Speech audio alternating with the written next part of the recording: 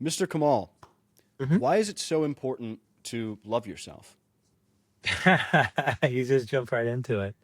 Uh, Well, I'll tell you as a guy who didn't used to, who didn't even believe in it. Um, and then the guy ended up writing a book about it based on what I did to basically at one point save myself. Um, It's transformative. Mm, And it's part of the human condition. It's like there's so many things we can do for ourselves that make us better. And I like to, I like the whole thing, as within, so without. Like, so yeah. I really do come to learn that life starts from within. No matter where you are in the world, no matter what stage you're in your life, you're still in your head. And it's your Mm, head that decides if it's a good time or a bad time. And we don't, I think we've never been taught that. We just assume that we are a certain way and that's what it is. But we're very malleable, just like the body's malleable by a fitness and diet routine. Same thing with the mind, like a diet for the mind and focused thoughts for the mind and feelings. We can do that, and that actually eventually becomes its own pattern, and starts running the show. And love, unlike say, hey, just like believe in yourself or this or that, all of that, I think everything good arises from love. It is such a powerful, I think it is the fundamental human emotion. You look at a baby, what do you feel? What does a baby feel for you? I look at my dog, what do I feel? What is my dog feeling for me? I'm assuming it's love, not hunger. Feed me, but it's like it is the ultimate thing. And a lot of us, myself included, especially myself, I used to go through life looking for validation from others in the form of love. And if I mm, wasn't getting it, I was unhappy. Versus, it's like if you just give it to yourself, and as stupid and crazy enough as it sounds, you give it to yourself, you get centered in a way that satisfies that craving. And when that craving is satisfied, um, your life becomes better. You become better. People sense it. It's very easy to actually attract love from outside when you have that inside you, and it's not very hard. So it's been very transformative for me. Like I literally, it's a rabbit hole. You go deeper and deeper into it. It's not just, hey, I right. discovered the truth, and I discovered a truth that's been discovered by people through millennia, right? Mm, Just discovered a very practical way for myself to do it, shared it with the world in my book.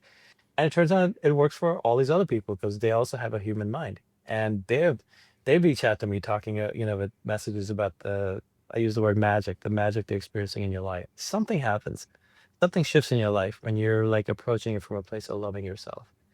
So I can't think of a better state of mind to have as a foundation than that. And it's not narcissism. I met narcissists in my life, and I don't consider them loving themselves. mm, Love is a different thing. A lot of narcissism is insecurity and fear wrapped up in this persona, bravado, or narcissistic personality. Real love for yourself is very different. It's like if you felt love for someone, if you felt love from your parent, if you felt love for a child or from a child, you know, it's something else. It's something right. deeper. It's something that really, now, if you make it your underlying state that you return to more often than not in your mind throughout your days, um, it makes life. If you were to say, like, okay, forget the whole as within, so without, it just makes your mind and your head a better place to be. And that Mm, alone is game changing. So the thoughts that result from there are often far more positive, or you react better to life than when you're not in that space. It exactly. literally makes your life better in a Yeah. very non-woo-woo way and also in a woo-woo way, you Yeah, know? absolutely. And I feel like one of the reasons, I shouldn't say the reason, but one of the reasons why that book has been so transformative for the people who read it is because it's not woo woo. It's a system and a framework, and you define your terms. And I really enjoy the structure of the book, which is very nice. Firstly, you sort of define what it is, what it means to love yourself. Then you go through the sort of tactics and systems that you can put in place to love yourself. And then thirdly is sort of a case study. It's how you tell a very vulnerable story about how you sort of put this into practice in your own life, which I really do appreciate. Thanks. That third part was very, very hard to write, as you can imagine, right? And Yeah. very hard to put out to the world. But it was honest and it was raw and it was real. And I wanted to see people, hey, look at my mind as I'm falling apart. And then as I'm applying it, it was a journal. It came out of a journal I was keeping during that time. Oh And so it was wow. just I'd written it just it was just a personal journal I'd written for myself. I hadn't written to write a book. And but yet then I took excerpts from that journal and put it in there to because I was like, man, this is as real as it gets. Watch, because Mm, it was like literally, this is inner work. There's nothing hard in there. It's just about using the mind. We normally use the mind a certain way. We just don't realize we're doing it. So this is just yeah. making us more focused about it from a place of loving yourself. You know, Yeah. Mhm. I Yeah. There's no bubble baths. There's no, like exactly. moon baths. There's no, you're not banging gongs. No, you're doing none of that. It's all just inner work, right? It's just Did using the mind that you're using anyway. did you add the third part in for the re-release of the book? Correct. I read actually the second part and the third part. The first part, the original book was just the first part. Oh, But really? when I put it out, yeah, and it went viral. It went crazy viral. It became a crazy hit. Wow, okay. And then put my email in the book because I was expecting one to buy it. Really, I like as I talked about, like I'm not a marketer. I'm a take a Silicon Valley guy, right? I build Mhm. stuff or invest in stuff, and put my email and figured those 8 people will buy it. Maybe if they want to reach out. Well, tens of thousands of people reached out, and I was getting questions. I was getting a lot of questions, and I realized like what I put up was like the bare minimum manual, right? The very bare minimum, and I had held a lot back because wasn't expecting anything off it. So Yeah. when I wrote the expanded version and the HarperCollins published, I realized like, okay, I'm gonna go not as a Q&A, but I'm gonna go and write it in a way that answers every question I got. And I was seeing the themes in the question, and I realized this is what's missing. Go Mhm. put that in. So after that, man, I get no questions. I love it. Like I saw, I mean, I had 7 years of questions from readers, right? To like go through and just seeing the patterns, right? And the excuses people will come up with and so forth, right? Like, Mm. oh, because I wanted people to understand, like, look, we all go through stuff in life. Like, like no matter you or I, okay, our details different. Here you are with a much better view than I have. You're in Hawaii, right? So your views are different. You're still in the human mind, right? So your Mhm. personality is different, but we experience the same emotions. We all laugh, we all cry, we all struggle, we all have scars no one knows about. We all have that, and um, but I want people to realize, like, look, it's the details that differ, but the fundamentals are the same. Human being, we're no different than someone thousands of years ago. They were still struggling with the same human mind, right? Mhm. Different view, different challenges, physical or emotional challenge, but the same emotions, the same feelings, right? Grief is grief. Someone lose a parent 2,000 years ago, someone lose a parent now. Grief is grief, Yeah. right? Um, so that I want people to understand, like, look, don't get caught up in the uniqueness of your story, because if you do that, you're just staying in a place where you're just getting attached to that rather than into the solution. And the Right. solution really is love. It overcomes everything. It's incredibly difficult to feel, and it's sort of the same with gratitude. It's very difficult to feel anxious, depressed, nervous when you're grateful and you love yourself. It's hard to hold both of those at the same time, right? It really is. It's hard to hold, but it's practice. Mm, It's continuous practice because we're not. No one taught us this. exactly. I wish we had. I wish someone had taught me this. My trajectory of my life would have been much faster, much better than having figured this out. And even after figuring this out, I still screwed up a lot, as you show in the book. And I think one of the reasons this book does well is it's written by a guy, just a guy who's not a self-help guy, who's a guy who lives in the world, who tries his best, does things, and who just is now doing this and screwing up along there, and also learning from it and just sharing it, right? Yeah. And honestly, I think that is one of the reasons why people it does well, because people can connect. Like I don't like reading books where the authors makes themselves seem perfect, because I've met a lot of Hmm. these people, and trust me, they're far from it. you know, None of us are. Right. Let's be honest. And it's better to show, um, like a struggle and how you overcome that struggle in a very practical, repeatable sort of way.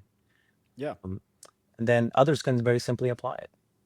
I was listening to your interview with Chris Williamson from I think Oh five or wow, six yeah, years that was a ago, while back. Yeah, yeah, yeah. and you guys were talking about how uh, almost everybody is just kind of winging it. The people that are winning in life are winging it. The people that are losing in life are winging it. And some people have the audacity to write books and make themselves seem like they are perfect, like they know exactly what's going on. And it's probably not the whole truth, right? So I think that It's definitely just not the from whole listening to truth. your book, Let's just exactly, be just from honest. listening to your book, I can feel the humility that you exercise, which I think is a reason why people can relate so much to you and your story. Well, thank you. I never thought of this humility. It's just being honest. I think as a writer, and I worked very hard in the craft of writing, you have to respect your reader. You Mm, cannot look down your leader. If you're puffing yourself up, you're looking down the reader. If you're being honest, you're respecting the reader, and people can sense it. I can sense it when I read a book, what the how the author was making themselves, right? And that makes me trust them or not. You know, it's very simple. I mean, like all the great writers, you feel their humanity yeah, with their work. We can talk fiction, nonfiction. Let's just, especially fiction, right? And fiction, you can feel. I mean, what the best characters are so human and so, like, even the hero is fun, has his struggles and issues that he has to overcome. And that's why I fall in love with the heroes. A hero who was right. born perfect, is always perfect, dies perfect is boring because that doesn't exist in human history, Yeah. right? There's So no we hero's journey. fundamentally, I mean, we immediately recognize this as being fake. Mm, So I think it's very important in like interviews and the written word, especially the written word, because it lasts, right? To be as honest as you can, and that's how people are actually going to trust you and give what you write a chance. absolutely. And I think what you said about how people shouldn't get caught up in their own sort of details because it's different context for each of us. There's different sort of details, like you said, but the foundational components of our internal world are the same across the board, right? You have the sort of self talk that you give yourself, whether it's negative, positive, whatever. And I also liked that you said grief is grief. I like I think it's a Joe Rogan quote where he goes, a 10 is a 10. It doesn't matter if your most traumatic Mm, experience was, mm, you lost your dog when you were 5 or something way worse than that. A 10 is a 10 mhm, and it feels the worst mhm. that you could feel for whatever it is. So I think that that's an interesting nuance that you brought up. One thing, it's okay to get caught up in like, look, our details are very special to us because they're ours, Right. right? So we can't just bypass that, but it's important to remember that it's not the details that make us special. It's how we overcome them Mhm. that makes us special. And overcoming them is usually the same story. You stand up and you like, Gone with the Wind. She says, "God is my witness, I'll never go hungry again." And you can sense it. She's never gonna go hungry again. They make a decision, they step up. That's kind of what I did in my love yourself journey. It's a very similar thing. So that's the thing to get attached to. It's like, who Yeah, am I gonna be out of this? Who will I choose to become? absolutely. And I'm gonna come out of this and be greater and better in every way possible than I was when I went into this. And that's in our control. A word that shows up a lot in this book is transformative, transformation, or just transform in general. And I define transformation as a radical change in state, character, or form. It can't just be a mere improvement, it needs to be a radical change in state, character, or form. And if you do actualize loving yourself, it is a radical change in character. And you can also see it sort of manifest physically, right? How Agreed. would you say that loving yourself has transformed the way that you operate in the world? And it's so many ways. As I've gone deeper down this rabbit hole, I'm going to a point where like I I so I know myself, who I am as a human being, and because I Mm, love myself, I know who I am. So like pretty much I really don't care what anyone thinks about me. Someone could tell me and come to my face and say I can't stand it, but like, all right, well, okay, bye. Like mm, I don't care. I mean, unless they point out something I was doing that was bad form, that I'll be like, I'll thank them for showing me what I did wrong. And I mean, maybe I won't. Maybe all my ego will react. But either way, like I love myself enough to not like, and people's opinions of who they think I am get to me because no one knows anyone. We Hmm. just have caricatures of people in our mind. I mean, there's a couple of people, there's a few people that matter, and it's basically family, right? Outside of that, and this, I wasn't this way before. I was very self-conscious, honestly, Yeah. to be honest, about um now I really don't care. It's a beautiful way to, it's very freeing when you stop caring what people think of you. And that comes when you like really love yourself. It gives you a little very interesting sense of confidence that I don't think I had before. I know I didn't have before. Um, and I mean, that's transformative in itself. And you know what? It's funny how, but people can sense it. I feel like more people are drawn to me now than ever before because of this. However, I'm thinking about myself. Yeah. Because if I genuinely don't, I'm not interested in like, oh, I hope this person likes me or thinks of me. I'm just myself with you. Mm. I'm just going to be honest and real and present with you because I'm not trying to impress you. I'm not trying to make you like me. I'm not trying to think, I'm not a mental, like, I wonder what he thinks of me or whatever, or what can I get from this person, whatever. No, I'm awesome. Like, let's go. Let's just have a real conversation. In fact, I think my relationships have gotten much, much better and deeper, right? Faster Hmm. because of that. Because I'm Well, I'm not sure. trying to, it's very interesting.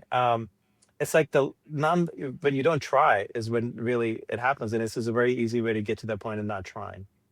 And if people It took do time, end by the up, way. It yeah, didn't happen I'm overnight. sure. I'm being honest, Of right? course. Well, there was years and years and years leading up to the night where you became the overnight love yourself guy. I'm sure, Yeah, and right? then enough times after that where I fell flat on my face, and Yeah, then got exactly. up and did it again and went deeper and deeper. Yeah. And if you do end up building a relationship with somebody, whether it's a social relationship or a romantic relationship, and you've kind of puffed up your personality and you've put on a few different sort of personality personas, I guess you could say, and they do end up liking that version of you, I assume it's not as fulfilling as this person likes me for me because I am myself. I'm myself with everybody. I don't put on a different version of myself for this person and then a different one for that person, right? Yeah, I mean, look, for all I know, I'm guessing subconsciously I probably still do because that's a lifelong pattern. Mm. But I'm way less at it than I used to be. That I know, Mm. right? Because I know my mental chatter when I'm talking to people, and it's not about anything and trying to make myself look in any way, or a certain way. I'll blurt out whatever's in my mouth, but it's honest, right? Yeah. Um, yeah, um, it's an ongoing process, but I think it's very liberating Mm. to be that way. I wish I'd learned this decades ago, man. Like all this stuff, I wish I learned this decades ago. Like, um, I find people like young people reading my book like teenagers, and I'm like, man, please apply. Please just do this. Go all in. You have no idea how great your life's gonna be. You will bypass a lot of the misery that you would have created for yourself. There's so much, Absolutely. suffering happens, but prolonged suffering is created by us. And good Lord, I Hmm. created so much of it. You know, where if I just loved myself, I wouldn't have. It's my state of mind is more important than and so much suffering that we create is unnecessary. Something happens, and we suffer, but the prolonged suffering comes from the stories we create about it. Hmm. And I would have done a lot less of that if I'd been loving myself. Then you just naturally do. It's not like something you have to train yourself. If you're loving yourself coming from that place, you just naturally do. Hmm. You naturally take better care of yourself. Yeah. I like the you told a story in your book about getting I think it was a map you called it of point A, point B, and point C. And point A was life happens to me, I believe. Point B was life happens for me, and point C was life happens through me. Can you explain a little bit more about Yeah, this? yeah, yeah. Someone had told me that. That was in part three where I was like going through a journey and it was came out of my journal. Someone had told me that, as I gone through this process, I realized that's kind of where you end up, how you end up feeling. The deeper you go down this rabbit hole, loving yourself and just doing inner work, right? You Mm-hmm. can go, there's many paths to the inner work, right? But whoever goes deep down that rabbit hole, I think all end up agreeing, feeling that way. At least I haven't met one who doesn't. Yeah. Um, uh, the life happens to me is actually when we end up being a victim most, right? Right. Makes sense. Happened to me. Why me? Like for me. takes you more, it takes you out of the victim mode. It's like, this is all for my good. Like, this is all going to be great for me, which is very powerful. But then through Hmm. me, like, it's all an expression of me, like, as within, so without, is that's where transformation happens. Yeah. Because you take responsibility for everything in your life. And everything in your life is, is, I'm talking about more of the mental reactions, the inner part of it. You take, look, if a meteor hits the where I'm standing here, like the neighborhood outside, right? Like a meteor hits, I was not responsible for it. Okay. I Hmm. did not take responsibility for that meteor, but I do, but with my mindset, I do take responsibility for how I'm going to feel about it, what I'm going to do about it, what it's going to Hmm. mean to me. It wasn't like God was throwing meteors at me, right? It wasn't like, an alien out there hates me, right? It's going to be like, I mean, I'm making a silly example, but you'd be amazed at how many where our mind goes when someone cuts us off in traffic or this or that, what we make about it, right? Yeah. Versus we just kind of like operating really nice and chill. And trust me, I still fall for it sometimes.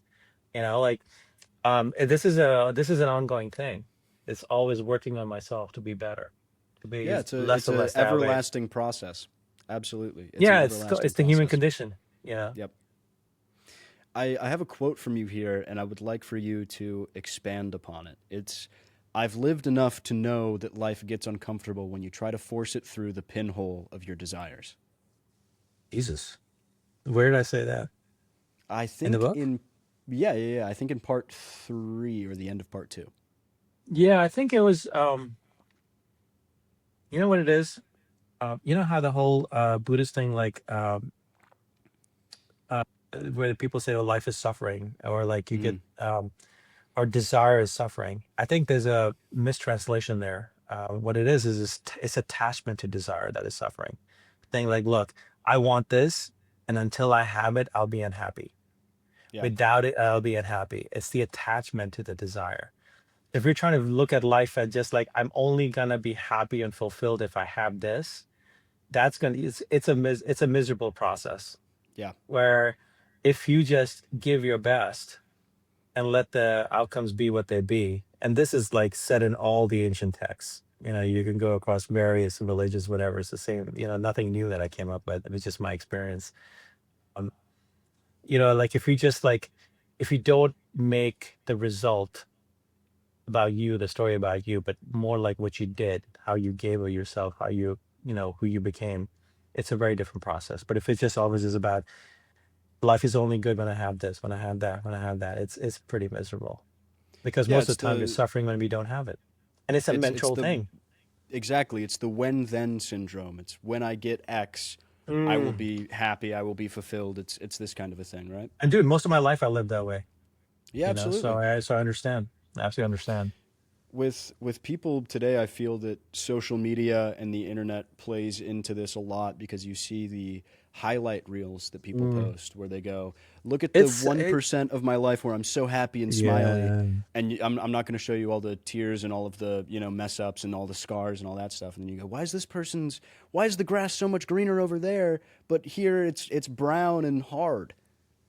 Yeah, it's really sad. It's become like a way of being for so many people that becomes the reality. Whatever we expose ourselves to and creates emotions and feelings and desires becomes our reality. And so they're Hmm. exposing themselves to this feeling of lack, this feeling I'm not good enough. Like I look at Yep. these things, I'm like, man, I'm not living a life. Like I should be right now. I should be climbing Kilimanjaro like that guy, or I should be back this, or I should be like, I'm really like, like it. You can't help it. Hmm. Like the classic comparison is a thief of joy, but comparison is also a fundamental part of the human condition, right? It's Hmm. it's like, um, and we kind of wired that way. Um, uh, so I think modern social media is quite dangerous to our mental health. I mean, I'm on it and I get sucked in it myself, and then I'll like delete everything from my phone for a while, and then I'll go back on it because a lot of my readers reach out to me on there, right? If Yeah. it wasn't for that, I think I would pretty much have removed myself from social media. Yeah. If it Um, wasn't for this podcast, I would try to unplug as much as possible. it's amazing how your mind is better. It's like, dude, does in any way how I feel about China or Russia affect them? No. Does it affect my life? Yes. Does it Yeah. affect my It's state of crazy. mind? Yes. Hmm. Like, but in any way, does that affect like the premier of China making decisions?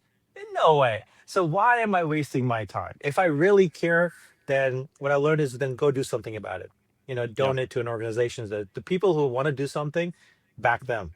If you want to be that person, go do it. But otherwise, sitting there and just being angry about things, you know, it just destroys us. And it's like, like just maybe let's go back a decade and a half ago.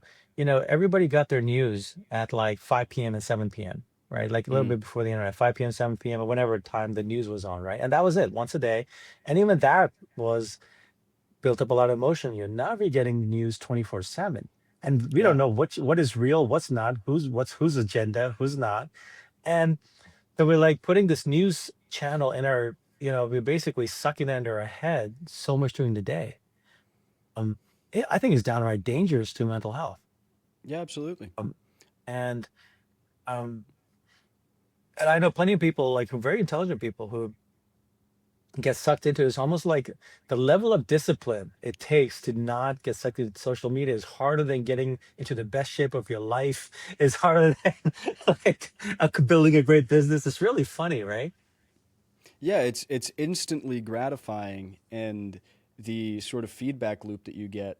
I've heard somewhere that the psychology of scrolling on Instagram, TikTok, Facebook, whatever is similar to the slot machine, where you don't know what you're going to get Mm. next, and it could be the love of your life that pops up, and it could be something Uh, terrible that you see, and all of this stuff, right? Yeah, sometimes I remember during COVID, I was spending a lot of time on social media, and like I had this voice that inside that said, what you're seeking is not there, Mm, right? And then at one point I was stopping, I was like, what am I seeking here? Like, what is it here that's gonna do it? Like, and you realize nothing. There's nothing in there right. that's gonna do it, right? That's gonna whatever that it is. But hey, meditating, being out, working out, being healthy, spending time with loved ones, going for a walk with my dog, that'll give me those a lot more, a lot more. But it's yeah, I don't know how to beat it, man. It's like I don't know. It's a I would just say five-headed being, hydra. yeah, I try to be conscious when I use it, but I Mm, catch myself. And what I do is like I try to set rules for myself. Oh, um if I want to open a social media app, I have to go for a 5 minute walk first. And then after that I decide if I'm gonna do it. I do little mm, rules like this, or I have to do like, 20 bodyweight squats. And then this or like read a book, like a book I'm reading on, you know, from some mystic or whatever, like stuff I find interesting. Read a book for mm, 5 minutes and then decide. But then you got to keep stick with these rules, because yeah, it gets slippery. And well, what I found is you do those things, and after that, the urge is past. It's just yeah. like same thing if you're on a diet, right? If it's like, hey, if I'm gonna eat that That's piece of exactly what I was about to pizza, say. right, I gotta go do this beforehand, and it's more of an immediate dopamine thing that we can Hmm. fill to something far more fulfilling. I like what you said about how my opinion on China, Russia, whatever, doesn't change their reality at all when I see these things on social media. And then when I'm not on social media, I don't have an active opinion going on in my head. And then my life is better. It's similar to the idea of forgiving someone for something that's happened to you in the past. If you are holding on to a sort of hatred, or there's a fire in you, you go, I hate this guy so much. Chances are he's walking around not even thinking about it. It has zero to do with him and everything to do with you. I would say before trying to forgive others, forgive yourself Right. for whatever you hold against yourself for letting whatever happen with that person. I think it's all about yourself, just making yourself better. And that also has the biggest impact on you personally. If you sort of um, put out the your own fire, where you hold some sort of hatred or disdain against yourself, that'll probably have the largest impact on you, what you do, what Hmm. you say, how you Hmm. feel, how you act, Hmm. this kind of a thing. Hmm. Hmm. Yeah, agreed. Agreed. Um, I think actually forgiving yourself was a fundamental part of loving yourself. So in the book, I actually go into it, how to do Mm, it, because I think even before you start to love yourself, you got to forgive yourself. You got yeah. to you got, if you're going to go climb, you got to drop the weight, that useless weight you're carrying. And that's from not forgiving yourself. Everything you're holding is yourself. So I really do think that's a fundamental part of loving yourself. And it's something we often forget. Yeah, And absolutely. yeah. Yeah, that exercise I have in there, that man, a lot of people reach out to me and say just how transformative just that one single exercise was. And it's one worth doing like every 4 to 6 months or so, because we then pick up on the other stuff in life that we hold against ourselves, right? Yeah, I was listening to your Chris interview, and you and him were talking about how we hold on to there's so much shit that we're gonna hold on to in the future. We may as well let our stuff that we hold right now go, and at least make room for the new shit, and then we can let that go, and then we Yeah, it's yeah, an yeah. iterative It's an ongoing process. process. It's a Hmm. process. And no one wakes up one day and is perfect. You may be perfect for that moment, but you will pick up, crud along the way. Hmm. Similar to this, you sort of allude in the book to the idea of, I guess you could call it a laziness momentum, where you know how if you stack wins over a period of time, it's just sort of easy for you to ride that inertia and win more. It's similar in the way that if you spend a month and a half in bed, sort of sulking, doing the whole self-loathing thing, it's hard to break your inertia, right? Hmm. And Yeah, I it's don't like, and sorry, go ahead. I don't think that people think about the negative implications of this as much as they probably should. I think that a lot of it is, well, you stack little wins and all this stuff, which is true, and that is positive, but people don't think to say, well, I've been eating junk for the past, 3, 4, 5 years. It's going to be difficult for me to break that inertia and have a, perfect keto diet today or whatever it is. Yeah, which is why, I'm a big believer in the power of personal commitment. And we talk about the vow that I made to love Yeah. myself and how that changed everything. And I walk people through how to make a vow to themselves and how to actually keep it, right? That's, in chemical reactions is it's the activation energy for the reaction to occur. And depending on the reactions, different levels of activation energy. The worse off you are in your head, the longer you've been there, the greater the activation energy. And I really think then there trying is not enough. All right. You literally need that I am done moment. And you can get there on your own, but it's a miserable process. Yeah. Having been there, I'll tell you, it takes misery to get there. I'm done. I can't stand this anymore. I'm going to change. Or you can actually manufacture it, right? By sitting down and doing the forgiveness exercise, or realizing all the weight of what you were holding and letting that go, and that's enough feeling lighter and saying, okay, now making a commitment, a personal vow, which is a commitment between yourself and whatever you hold sacred, whatever that is, right? Right. Um, and then how to live that vow. That's the activation energy there. And just day in, day out, then you start stacking just putting in the reps every day. Next thing you know, just like with your body, your mind is fit. It's the daily. It's not like, hey, I worked out yesterday. I'm in great shape now. Yeah, exactly. It's even when you get in great shape, you still got to work out to maintain it. Hmm. You know. Same thing with the mind. In fact, I think the mind is more malleable, faster, the both ways. Yeah. There's like a brain atrophy that happens if you don't do these sort of if you don't do the reps. You literally lose the muscle in your brain, and then you sort of fall back into these old grooves, like you called them in the book. Mhm. Yeah, because the old patterns of our mind are so strong. Hmm. They've been laid in since childhood throughout life, and so they are deep, right? So you're Right. creating these new patterns and you're running them, but if you're not doing them in a focused way and you take your foot off the gas, the old ones the water's going to start rushing down those grooves. To use Yeah. that analogy. Absolutely. And the one of the biggest benefits of making commitments and keeping them just on a personal level is the confidence. You sort of start to build self-esteem, which is when I say I'm going to do something, it ends up being done. I'm just that kind of a person, right? You build this identity where you do these things. And I feel like that's a super large benefit that you talk about in the book, which it would help a lot of people if they just made a vow or a commitment and then stuck to it. Yeah, yeah, and it sounds easy. It's hard to do it. Right. It's Um, simple, but it is not easy. because honestly, it is. Once you start doing it, you realize just how little it takes. It's just we think it's gonna take a lot. I take that back. It is easy, and but you just got to do it and realize it's Mm, like none of this is hard. It's just thinking a different way. But we've been thinking all our life anyway. And mine's thinking the moment we get up to the moment we go to bed. Right? It's doing its thing anyway. But you realize if you stop paying attention to your mind, just how much of it's garbage right. and how much of it is nothing new in there. It's just the same themes. The the thoughts might be different, but you look at the themes as the same themes. And so like, man, at some point you got to get sick of that and say like, look, I want better themes. And I've heard no that one's gonna. 80% of the things that we think are not even the origination of thoughts. It's just remembering things that we have thought, Mhm, mhm. which Yeah, sounds there's about right to very, me. yeah, but there's very little original thought that happens in our mind comparatively to if you Hmm. just pay attention to your thoughts throughout the day. Um, And look, no one can change our mind for us. Someone could like physically make you do squats, so physically like grab you and make you do things, right? But your mind, no Yeah. one can do it for you. That's you. That's the good news and the bad news. But the Mm. good news is, I mean, and it's really good news. It's all under your control. Like no matter what brought you there, no matter how miserable you are, you have the power to free yourself. And even if you don't feel like it, you can. Because a lot of times when you're down and you're at the bottom, you really don't feel like you can do anything. We Yeah. have to. But if you realize, well, just trust me on this, coming from a guy who's done a couple of bottoms, right?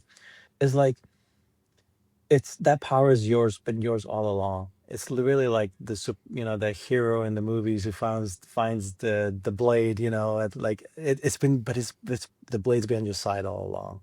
Hmm. You just have to use it. You just have to use it. You have to trust this is gonna work. There's a little bit of faith that comes in. Even if you don't believe it, just put in the reps and you'll start to see, and then you'll start to believe.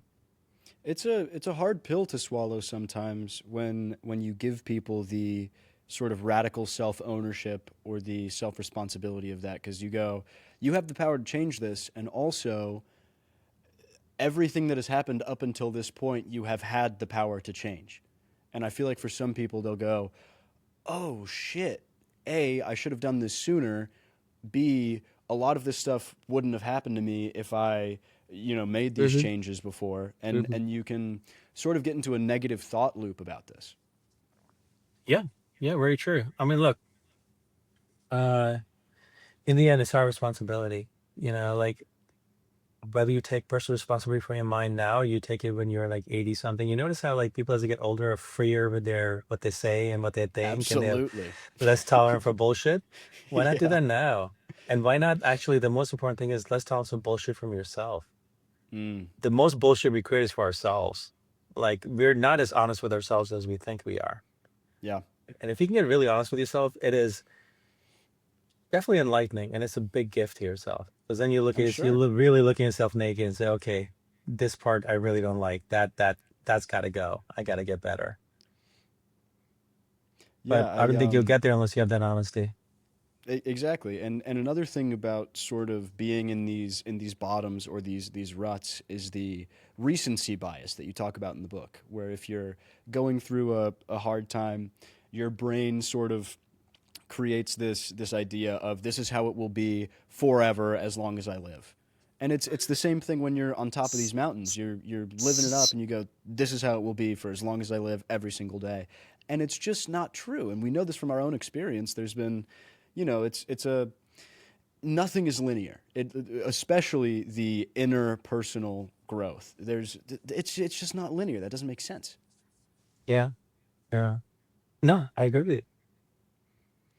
Something that was very refreshing to me when we first spoke at the Genius Network annual event was the fact that you attributed so much of your success to luck. There was a lot of, I'm going to say humility again, but I really think that what you said was, I don't think it's humility, I think it's honesty, which I do agree with. And I think the honesty that you exercised there was very refreshing for me. I was like, oh, this is cool. I like this a lot. Do you think that more people should be conscious about the fact that a lot of their wins, I suppose, as long as they're not completely internal, are right place, right time, right X, right Y, Z, whatever? Maybe. I mean, I can speak for myself. I mean, I consider myself very lucky with the network that I have, that I've built, that as an investor that gets me into the deals I get into. Um, Now, on one hand, I could also say, well, look, I worked like how many decades to build that network or to have Right. that, and then that also the experience. There is that. So you got to put the reps in. Right?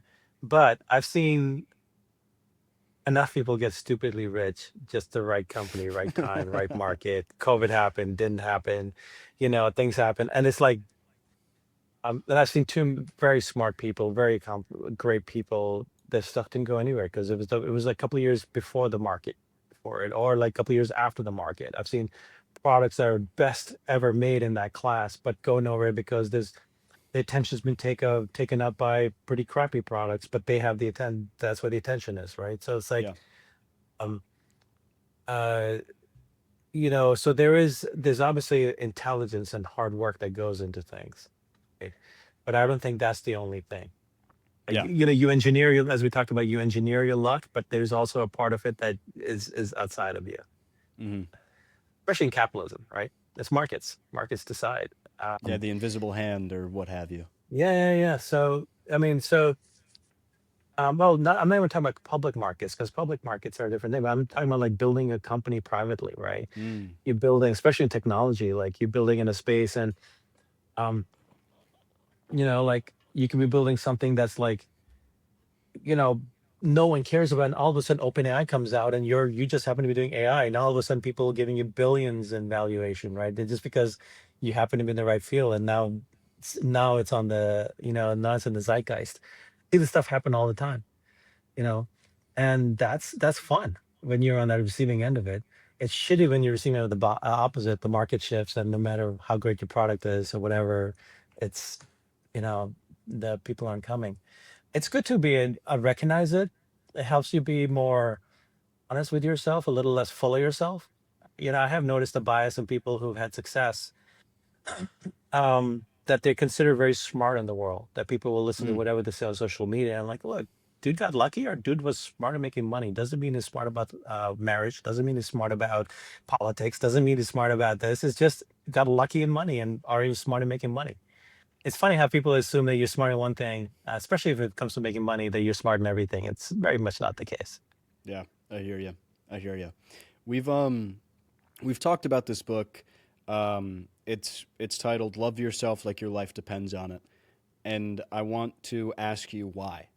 Why would your life depend on loving yourself? But I look at it as, hmm.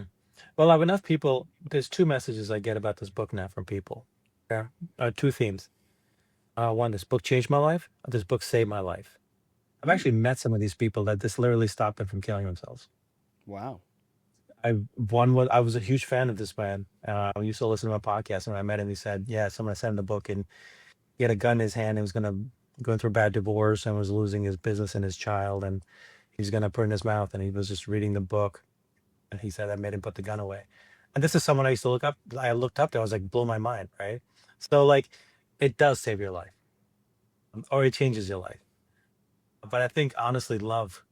If you really, I mean, a life does depend on love, because if we're all chasing in some way or the other, what are we chasing? Recognition, this, that. But in the end, we just want to feel loved and accepted. Hmm. It's like a fundamental human thing. There's so much. It just drives so much of our behavior and our whole society. So if you give it to yourself, you come at life a very different way, and I Yeah. would say a much more powerful way, much more yourself. And especially these days, the world is starved for people who just being themselves. Hmm. Absolutely. You know? Everybody's doing these theatrics and all of this stuff, especially on social media, which is where most people get most of their connection, even though it's synthetic. Yeah, yeah. It's really. I think I actually posted an X the other day. I think social media engagement should just be like dog training. You reward good behavior, like if someone's positive, thoughtful, kind, interesting, you reward them engagement. If you ignore negative behavior, if they're rude, they're creating like unnecessary conflict, whatever, you pay them no attention. That's Mm. it. Um, it's like, but unfortunately, a lot of like negative behavior gets rewarded by engagement, Yeah. right? So like, look, when you're training a dog, and they're incredible creatures, I'm madly in love with my dog, but they're gonna go for what they're rewarded, not what they're ignored. They don't like being ignored. Mm. They're social creatures. Human beings are social creatures, especially if you're looking for engagement online. If you start rewarding people for good behavior, people are going to get more good behavior. People are going for engagement. Engage with good behavior, ignore shitty behavior. Don't even tell them off. Just ignore it. Block them, or don't do anything. Gone. Really. It's an interesting idea. I It's a very I mean, interesting really, idea. like you, because in the end, if someone wants engagement, they'll see they're getting more engagement, having good behavior, being more positive, being more thoughtful, being more helpful, being kind, being inspiring. Hmm. So that's the way I look at it. When people interact with me. If they're rude, I've thought about because I can be very clever. I know words, right? And I can really just have the best responses in the world, like oh, the best responses, right? And I think okay, that'll make me laugh, but probably will make this person angry at me if they're already in anger, which I could care less about. But I'm like, but you know what? But I'm engaging with them, and then they'll probably engage back, and then Hmm. I gotta engage with them. It's like just don't engage. Just let their comment just float in the wild. With no engagement. Arguably, that's more of a slap in the face than the sort of semantic punishment that you would give them. Just being like, ah, Yeah, well, yeah, because you're rewarding good behavior by engaging. yeah, It's I literally like like that a dog lot. training. Yeah, yeah, yeah. Hmm. And it's great training because you're not punishing negative behavior. You're not punishing them because punishing is still interacting, right? You're giving satisfactions because some people, like if you fight with a pig, you get dirty and the pig's happy, right? So like you're rewarding poor behavior by engaging. Right. Just don't engage. Just let it go or block them or whatever. Just not not relevant to my life. Hmm. And then reward the Interesting. people who are kind and thoughtful or interesting and good and want to create like meaningful conversations online. I think that if we put this into practice, social media would be less detrimental to our mental health, probably. I think so. I mean, social media can have a lot of good. They can be like I've made some very good friends on social media. I've learned a lot about health and fitness on social media. People sharing freely of their Hmm. experience, and their knowledge. Like stuff that wasn't available to us before. And we have a lot of people on social media who are no longer or outside the system, but who are experts in their thing, better than the so-called experts in academia and medicine or whatever that share freely. So there's a lot of good. So reward them, Yeah, promote them, absolutely. retweet them, do that, right? Reward that, and you'll see more of it. I think that that's also one of the reasons why your book went so viral because people saw you're giving your experience, even if you don't consider yourself an expert in the self help, personal development world. People saw that the strategy that you sort of laid out in that book was effective, and then you gave your sort of example of it, right? And I think that's probably one of the big reasons why it popped off so much on social media because people said, well, number one, this guy is super authentic. He's very honest. And two, what he says works. And it's just a give, right? It's not like a marketing tool for your fund or whatever it is. Yeah, yeah, yeah. Thank you. Yeah, yeah. I'm not selling any courses. I'm not coaching anyone. People reach out to me, offer me that stuff all the time. Oh, we can make you so much money if you do like coaching programs. I'm like, just read the book.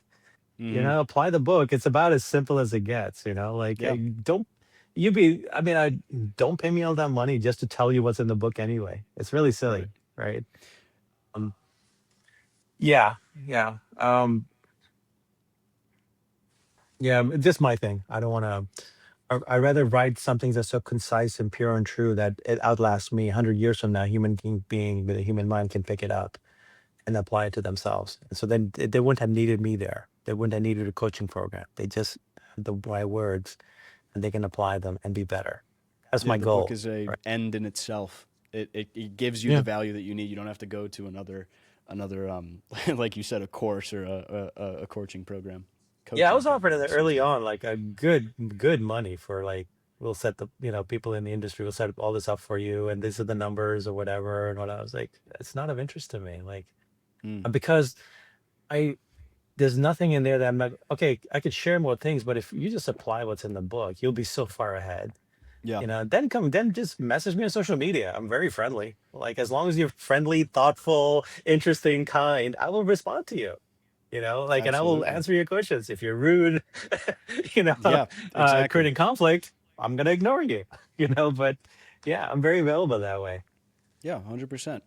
You open the book by basically telling this story about how you lost your company, your health, your relationship. And I want to ask you what out of these three things, and this may be a hard question to answer, but what out of those three things hurt you the most at a sort of I guess you could call it a soul level, but at the expense of sounding woo woo, I'll say a mental, emotional level. At that time in my life, Mm. the man that I was at that time, it was losing my company. Mm. Because my ego was so tied up into it. That was fundamental in my like I was going to be a big success and everyone was going to know that. And then blew up, and the company blew up, and it was like it was amongst my crew, it was well known, and I was so embarrassed. And looking back, it's through no fault of my own. I worked my ass off. It was market shift. And we had a partner, we shouldn't have partnered with, which is a lesson a lot of people in business learn, you Mm. know. Um, but yeah, that was it, because so much of my sense of self, my identity was like tied up to being this founder who was going to make it big, Mm. and that. So it's funny. It was all this ego that was attached to that, to my outcome that I was expecting from the business. And if it didn't, and it went the opposite way, I just kind of fell apart. Do you find that after writing the book and sort of going through the process of learning and putting it into practice, loving yourself, that your idealistic ego that's wrapped up in all of these external things has sort of dissolved? No, I'm not enlightened in any sort of way. you know, you're not going to see me wearing the Pope's hat at the Vatican, or anything like that. Okay. Okay, I I hear you. still have things. No, I have a lot of desires and a lot of things I want to accomplish, but Mm. they're from a place of now, like like they're not from a place of like, if it doesn't happen, I'm gonna be, until I have that, I'm unhappy. No, I'm Mm. actually quite happy in the process of going there. There, so it's like um my ego is not attached to only will I be happy if I have that. If that makes sense. I'm actually very happy, Yes. because I'm working towards it. That's about who I'm So being. the things that you are working towards will just add, the cherry on top of your ice cream sundae of life. It's not the Well, no, they'll be actual. awesome to experience. They'll be awesome to have, right? Don't look Mm. at me wrong. I can't wait, right? But I'm not like unhappy until I have them. Okay. I'm not tightly wound, like you said, if then or whatever, then what? Hmm. What'd you say those what words would you use? When X, then this. When Yeah, syndrome. yeah, yeah. So not that. Now it's more a matter of just who am I being, right? Who am I? Mm. I think if we had, just one of the most powerful things we can do is really sit down in a moment of like solitude and ask, who am I? Who am I being right now in life? Like, just be honest. And then write that down, be honest with yourself. And then write down, who do I want to be? Who do I really want to be? Mm. It's all our choice. We can control our identity, like it's amazing how much of ourself we can actually carve like a sculpture. It takes time, but you see that a lot with like a lot of very successful people. They created a persona that they became, Yeah. you know? It's very doable. I see that in many successful people. Like they became something before they had that success that got them that success, but it's who they became got them that success. It could have been Mm. conscious, subconscious. Um, you hear about it consciously, like the people like Lady Gaga and so forth, right? Who create this persona. Beyonce, create the persona of Beyonce, you know, um, long before she was the Beyonce. Right? You hear this a lot, and it's a very human thing. So like, who am I? Who do I want to be? And then set out to be that. And it's very internal work. Set out to think that way. Set out to believe that you deserve it. Set out to believe that you can have it, that you can do it. And then it's just your mind. It's your mind that's stopping you from believing that you can do it. Well, shift it around. And like, how? Well, I did it with love, right? Make myself love myself as someone who's hating himself. Same process. Then there's a process, just putting in new grooves. I Mm. do that now with other things. And it's like, I think that one tool, and once that the way I applied it, I'm applying it to other things in my life, and I've noticed a shift. Like, I have um, been way more successful than I was in my entire life combined. My entire life combined, since I've actually applied these tools to my mind about other things in my life, about work and success and belief of who I am and what I deserve. Like, it's Wow. amazing. I was thinking about that today. I was talking to a friend of mine yesterday. I was like, yeah, if you look at it just financially, forget the whole feeling good and everything. If you just look at dollars and cents, I'm way more successful than I ever was in those few years. I've done this like really hard than I was my entire life combined before. That you can't argue against. You can't, Yeah, that's okay, pretty that's dollars concrete. and that's dollars and cents. And this is so I like if you're gonna do it, forget if you want to be better. If you want to, forget it. If you just want to be super first, I want to make a lot more money. Well, damn it, feel great about yourself and your abilities and what you're going for, what you're capable of, what you deserve. Guess what's gonna happen? You probably are going to make more money. You definitely will make more money. Like I've I don't heard know. somewhere that I forget who said this quote, but it's your beliefs are important because you will always prove yourself right. Oh, that's really good. That's really good. And something I've learned, and I put this on Twitter a while back. Um, something I've learned: we don't get what we deserve. We get what we believe we deserve. They're Mm, those different things. Those are mm. different things.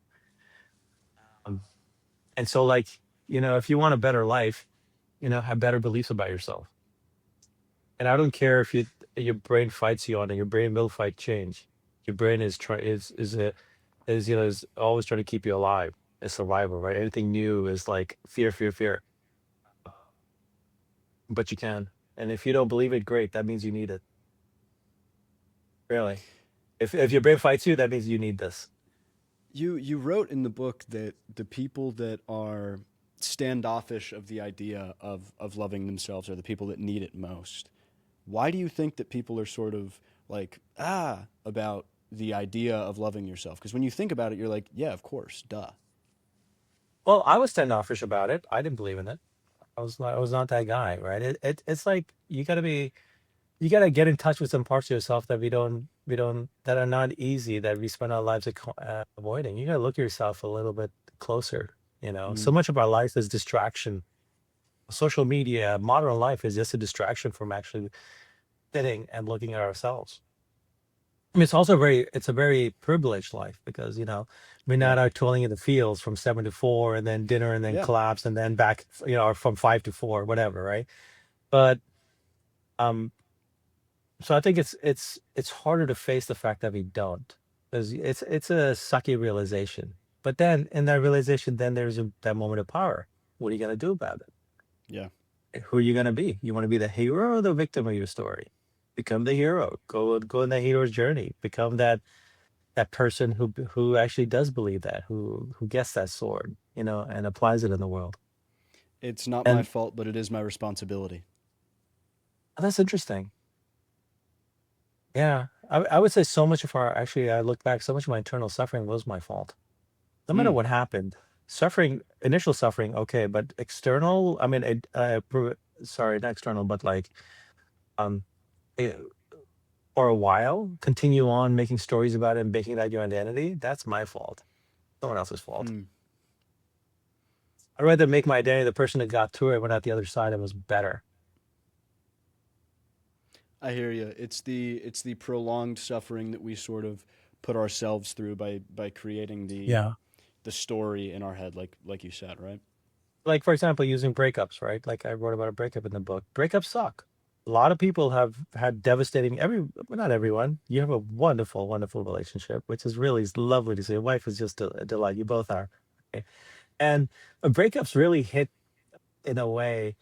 Very few things. Every insecurity we ever had in our life, a breakup, will bring it up. It's really hilarious. Like every Absolutely, single insecurity you've absolutely. ever had, a breakup. So they can be pretty dramatic, and a lot of people have had at least one, right? They can look at, but okay, they suck, and you can be miserable. You can go through it, but 3 months later, if you're still carrying that, now you're becoming a victim, and now you're hating the opposite sex or like not trusting.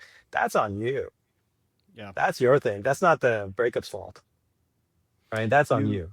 you talk about in the book installing a loop of self love as opposed to, like you just said, a loop of self loathing of telling yourself this happened to me because X, Y, and Z, and I'm going to feel bad about it for years and years and years. How do people go about installing this loop in their mind? Well, nowhere sits there and says consciously, I am going to install a shitty loop. No one says Right. consciously, I'm going to Yeah. make myself miserable for the next 3 years, right? But we do, right? In the mind, in the mind. And so I don't think we go through that consciously. So I think that's why like the whole loving yourself thing is if you start doing that, regardless of where you're in life, you don't have to be in a bad place in life. It's better even if you're a good place in life because it's easier, right? You just decide I'm going to make this a foundation. Why? Because I exist, because I'm a human being and I'm wired for love. And if I Mm, can give myself love, then who can? And if I can love myself truly and deeply, isn't that worth experiencing? And just imagine that state of mind, walking around feeling really good about who I am, like having this sense of confidence that comes from that, knowing that I am confident in my sense of self, that others are strangers on the internet, their opinions really don't matter to me. Like it's a beautiful thing. To do it requires a commitment, like I said, right? You gotta mm, that's why like I'm a big believer in making that vow. And yeah. then starting to create these new loops, just using like how the mind normally works, but now creating consciously this loop, loving yourself, including things like, there's a couple of questions that came up with that I really found helpful in the process. Because it's like when you go through something rough, we make shitty choices with the mind. The mind makes shitty choices, and we know we're doing it too. We're not idiots in ourselves. We know ourselves. I mean, we can lie to ourselves, but we're not idiots about it. Um, this question that I love is like, at a moment of choice, it's like, hey, if I love myself, and the most important part is the if, because your brain Hmm. can't argue with if. If I said because I love myself, or I love myself, and the brain's going to say, no, you don't. What do you mean you love yourself? I don't think Yeah. so, right? It's going to have all this stuff. But I say, if I love myself truly and deeply, what would I do? And then it's up to you if you want to, and we all know the answer. And then it's up to us if we want to listen to it or not. Half the time when I was starting it, I didn't listen to it. But at least I was doing it consciously now. And eventually I got tired of not listening to it and then, feeling shitty. So I started listening to it more. It's a great, I mean, look, it's great for like if you're trying to eat healthy, if it's late at night and you want to, there's some leftover pizza in the fridge and it's like you're about to go to bed. If I love myself truly and deeply, what would I do? Yeah. I would skip the pizza. Or if I have the pizza, at least I'm going to have it and be honest with myself. If we can be honest with yourself in life, you're already like winning in some ways. Mm. um, you will make better choices when you're honest with yourself. Because we are very good at fooling ourselves, Yeah, absolutely. Absolutely. right? If I eat this So, pizza, then I'll sleep better, then I'll work out better, that kind of shit. or whatever. Oh, this one time on whatever. If I Yeah. love myself truly and deeply with every fiber of my being, wanting only the very best for myself and my health, what would I do? Answer that, right? I mean, you can't, Yeah. right? Little things like that, you make them a habit. They actually shift things, you know, um, and they have for a lot of people. I it's interesting because when most people come across the books like Atomic Habits and any sort of self help routines or whatever it is, they stick to it for a few days, a week, maybe a month, and then it ends up sort of deteriorating. But for you and the formula that you lay out in your book, the vow is what keeps that from happening because you ask this question over and over. If I love myself truly and deeply, would I let this happen? Would I do this? Would I do that? And I think that well, let's rewind a little bit. Can you paint us a picture of what your vow was and what happened preceding it to sort of put you in this place to be like, okay, I'm sick of this. I'm going to make this vow and I'm going to stick to it. Well, I didn't set out to make this vow. It kind of Mm, came in the moment where this was after that company had collapsed. And I was just miserable and I was mm, just miserable and I was sick and miserable in my head. And I was just sick of being in my head. And I remember one day I was just like, I can't do this. And I was in my bedroom, my apartment in San Francisco. And I just went over to my desk and I had a journal there. And I basically I wrote in it so hard, I thought I carved onto the wooden desk. mm, And I was gonna write a vow, like I was just gonna get out of it. So said I write a vow, and I don't know, the vow was gonna be, I'm gonna be get out of this, I'm gonna be better, or I'm gonna be great, or I'm gonna be, I don't know what it's gonna be. That's what I'm expecting. What came out was a vow to love myself. And it's something like I'm gonna love myself. I vow to love myself truly and deeply in every way, every possible thought, emotion, being, as I'm conscious. It's in the book. It was written a while back, so it's more poetic than I'm making it. And that's what came out. It came out from a very pure place, from a almost like saving myself from my mind. And then when I wrote that, I sat back and I was like, what is just right? And but I just made a vow on paper to myself and what I believe to be sacred. Hmm. Then I had to live it. So I set out to figure it out. Do you think that the fact that it was so emotionally charged helped you stick to it? Yes. But emotionally charged will only get you so far. It'll get you far for days, maybe a week. What it was it was on my desk every day. I stared at it, and every day I Mm. recommitted. And multiple times during the day, I stared at it and I recommitted. That's very important. Motivation intensity will only get you so far in anything. And writing a book and creating anything great and creating yourself. It's the it's the daily reminder. It's the daily intensity of I would actually sit and I would see it many days on my desk and I would just make myself, I would read it and make myself feel that intensity for myself. Mm. So it was Keeping constant the reinforcement. motivation at the forefront of your mind. Yeah. I remotivated myself several times in a day, every day. And dude, there were days where I failed horribly. But the next day I was looking at the vow again. I was like, okay, I got to do it. Like I'll do that still now. I'll make vows to myself for anything I want to change. And there'll be days I'll have forgotten about it. And then I'll look at my desk and I was like, gosh, okay, well, back at it.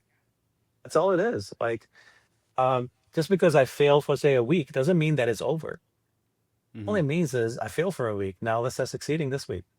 Right? That's all it is. Put in the reps. Put in the reps. Dude, that is a fantastic perspective to have because just me personally, when it's especially prevalent in my health and fitness, when I go on a trip to Arizona and I don't work out for, a week or a week and a half or whatever it is, I come home and I'm like, oh, I feel like a fat lard and all this Yeah. stuff. What's the point of even going to the gym if I'm already, tumbling down this mountain in a snowball effect and all that stuff. And then I have to, like you said, remotivate myself and go, well, that was just a bad week.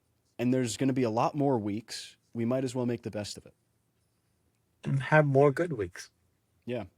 You know? And like, look, falling short is part of the process. There's no perfection here. Hmm.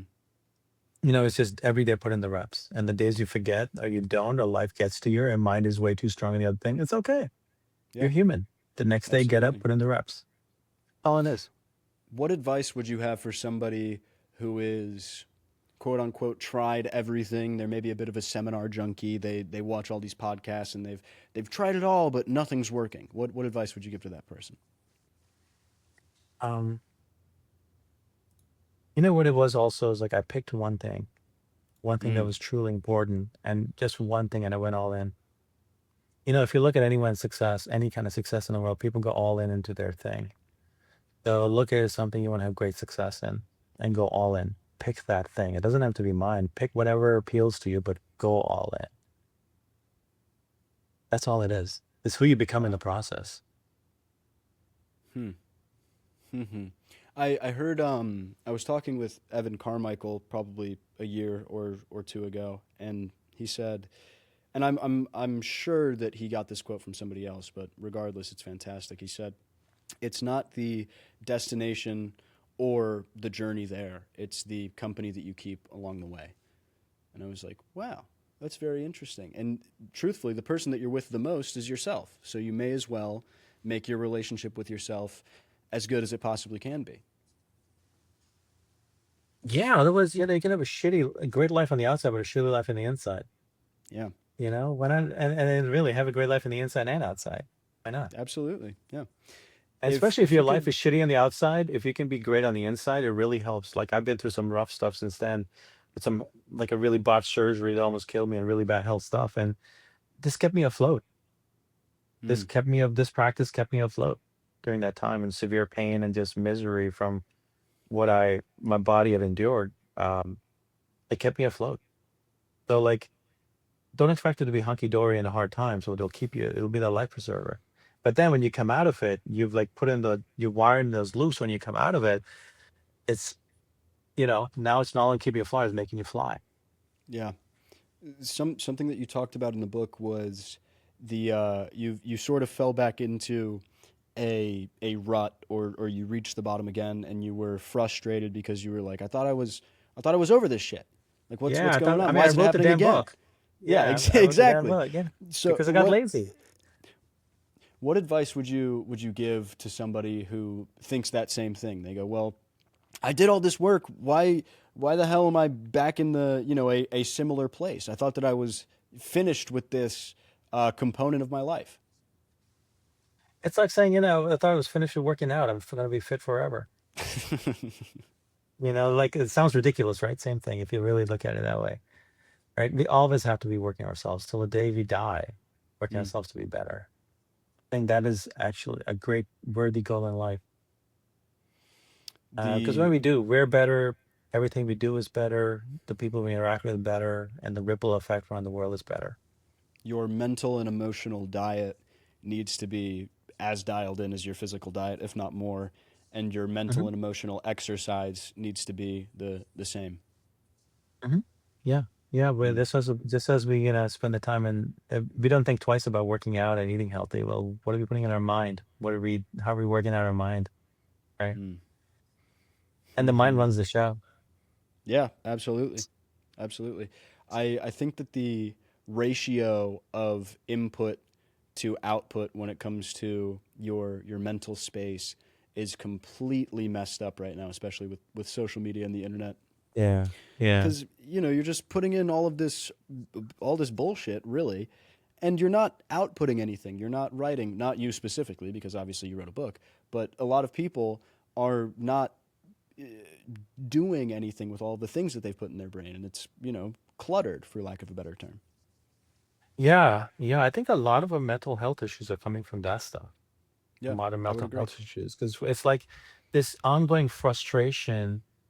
We weren't designed to know exactly all the 100 million problems happening in the world, because it's like it's good that we can know about them, right? But it's like, what can you do something about? If you really care about something, go do something. You're gonna feel Yeah. good, and that's your responsibility. So the things that are bothering me in the world, I've done something about them. I've donated to causes. I've done this, whatever I can in my in my life, right? So Mm-hmm. at least I'm like, okay, then you did something about it. And that's the most you can do is like if you're really bad, do something about it. And if you can't do something, then you're just destroying yourself. Like I was on social media earlier today reading about something that was happening in the US and it was like getting me all really upset. And then I was like, dude, what you think makes no difference to any of those people involved. Mm. There's nothing you're gonna do that's gonna make any difference for them. Why are you like stuck in that in your day? Like let it go. And one has to be conscious about it because otherwise it's just us running these patterns in our head and we have these thoughts and this and that. And um, it's not mentally healthy. Yeah, I mean we're not designed for this. If you No. look back 400 or 500 years ago, the average human probably stayed within a 15-mile radius of their birthplace, maybe. So they didn't need to know what was Mhm. going on in all of these crazy remote Mhm. locations, and they didn't need Yeah, to we have were that in not their designed for brain. this. Yeah, Exactly. yeah. No, I agree. This is a real issue, and it's going to become even more and more because social media is getting baked into everything. And then you got AI, you don't even know what's going to be real and what's not, right? So Hmm. it's going to be, you have to consciously, as an individual, make choices about how you're going to use this in your life or how much of it you're going to let it use you and how much you're going to use. And that comes down to you as an individual. We can't legislate it. Um, you try to legislate it, and so then you only have one voice, one viewpoint, right? Hmm. Versus we can't have China where it's only one viewpoint, no criticism of the government and things like that, right? So I'm a big believer in like, okay, you need to let people say what they want to say, but as a consumer of the platform, um, you have to be very careful about you're letting it do to you. Yeah. And it's amazing how much of this emotional drama we're throwing in our heads that doesn't need to be there. Doesn't serve us, doesn't serve the people who have it, serves no one. And it's a disservice because it makes our mind worse, which makes our life worse, so it makes our interactions with everything worse, and makes the world worse. Yeah. Exactly. You need to make social media and technology in general your servant rather than your master. And it's hard to do because you have Absolutely. very smart people with a lot of PhDs designing those things to bypass all the conscious mind and go for the subconscious motivators. Hmm. If you could go back in time and tell young Kamal one piece of advice, what would it be? I would literally, the one thing that changed me that I know is like, just go all in on loving yourself. Don't care about anything else. Just go all in on loving yourself. You'll figure the rest out from there. Hmm. Because once you start experiencing and being that, you're gonna make your choices in life. Very. And I would also say buy Bitcoin. Maybe I'll say that buy Bitcoin. If I love myself, I would go back and tell myself buy Bitcoin. I like that. I like that a lot. Love yourself and buy some Bitcoin. Yeah, because you love yourself, buy some damn Bitcoin, buddy. Buy all the Bitcoin you can buy, and don't lose I the like keys. that. I like that. Mr. Kamal, I could talk to you for hours and hours and hours, but It we're was going to a wrap up pleasure, here. man. This Where can honestly people was one of the go best to interviews. connect with you and learn more about your work? Well, okay, first of all, this was honestly one of the best interviews I've had. I've had a Thank lot of you. people interviewing me, and this was really, you're very prepared and you asked very interesting I questions. And appreciate that. it's, and we can, I have a feeling we could go on for another hour easy. Absolutely. Um, and you made me think having to answer, which, you do enough interviews, which is why I stopped doing them because it was always the same. I could see the question coming a mile away and I already had the answer in my head from all the previous podcasts, right? And Yeah. I got bored. It's So, preloaded, right? yeah, no, I enjoyed this. Very easily, social media, X and Instagram are the ones I use. Kamal Ravikant. Amazon as well. Just a Google search away Well, thank you so or a much for your AI time, search man. away or whatever you want to do, whatever you want to I use. I Yeah. really appreciate this, and thank you for the kind words as well. What I lack in experience, I make up for in research and preparation. That's what I like to say. No, and it shows. It really shows. Thank you, man. Well, I Pleasure. appreciate you, and I would love to have you back sometime soon. Anytime. Awesome.